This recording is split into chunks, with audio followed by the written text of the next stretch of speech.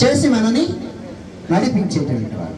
ఈ మాటని మనకి వేదం చెప్తుంది. అంత ప్రవిష్ట శాస్త్ర జనానాగం సర్వాత్మ. యమని యమనాలు చేసేటువంటి వాడు పరమాత్మ మన లోపల ఉంటాడు. ఆ లోపల ఉండేటువంటి పరమాత్మని మనం ఇవాళ సుదర్శించగలమా? ఇంకా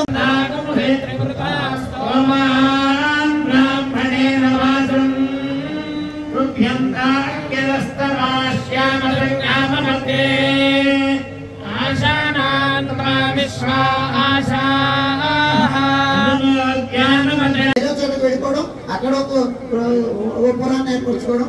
అందుకే మనకి ద్వారకలు బృందావనాలు రకరకాలైనవి. ఏది ద్వారక, ఇక్కడో ద్వారక, అక్కడో ద్వారక, అక్కడో ద్వారక, ఇలాంటివి ఏర్పడ్డాయి కృష్ణావతార కాలం. ఇంకొకటి ఏంటంటే ఆయన సోషల్ రిఫార్మర్ అంటే చెప్పారు.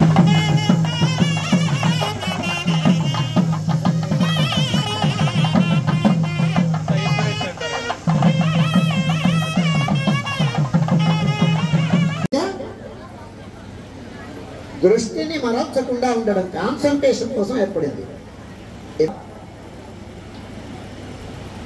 సాధకుడైనటువంటి వాడు ముందు కాలంలో, అంటే మనకి అర్చ ఆరాధన రావడానికి ముందు కాలంలో ఒక పాయింట్ పెట్టుకొని దాన్నే కేంద్రీకృతం చేస్తూ దాని మీద మనస్సు నిలిపి తద్వారా ధ్యానాన్ని సాగించేటువంటి వాడు.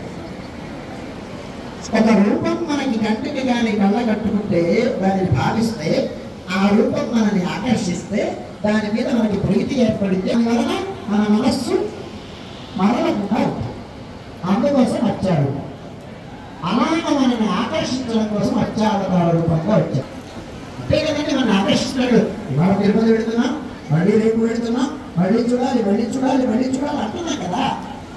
భగవంతుడిలో ఉండే అత్యామూర్తి యొక్క వైభవం అది కూడా మనకి చేత కావటం లేదని ఆయన మన గ్రామాలలోకి వచ్చి, గ్రామంలో ఆలయం లేకుండా ఉండకూడదు కదా అంచేత ఆలయంలో వృత్తి వచ్చాడు. ఊళ్ళో ఆలయాన్ని కూడా చూసేటువంటి ఓపిక తీరుబాటు మనకు ఉండటం లేదు. అవునా? మన ఊళ్ళో మనతో పాటు నివాసం చేద్దామని వచ్చినటువంటి మూర్తిని మనం చూస్తున్నామా ఇవాళ?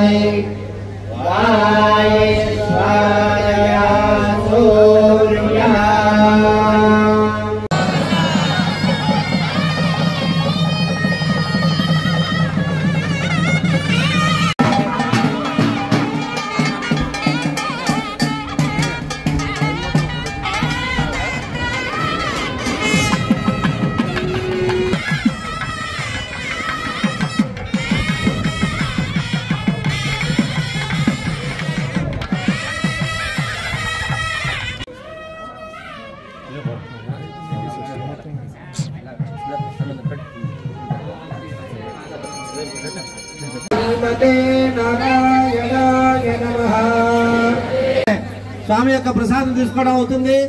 ఒకవేళ దర్శనం అవ్వకపోతే చంద్రాడే లోపలికి వెళ్ళి స్వామి దర్శనం చేసుకున్న తర్వాత ఆ పిఎస్సి బిల్డింగ్ లోకి పెడితే మా